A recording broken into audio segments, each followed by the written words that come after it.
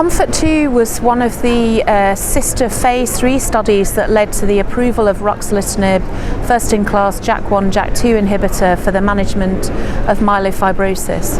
Myelofibrosis is a devastating chronic hematological malignancy associated with splenomegaly, significant constitutional symptoms and reduction in life expectancy for patients. In this pivotal study, which was first published in 2012, we demonstrated that patients had significant improvement in quality of life and reduction in spleen size. And at a later point, after 3 years, we published the ability of the drug to prolong survival.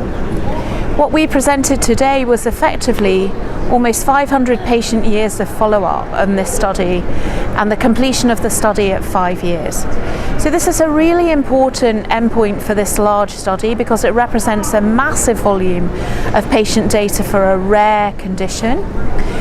We were able to present long-term data therefore on efficacy and safety, and also some of the biological data that have emerged with time from the study.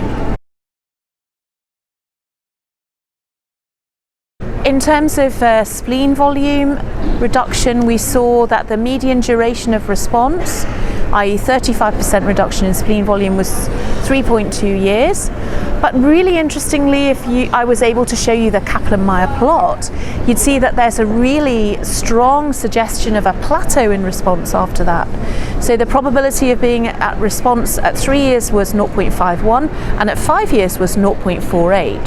So there's hardly any drop-off over those 2 years.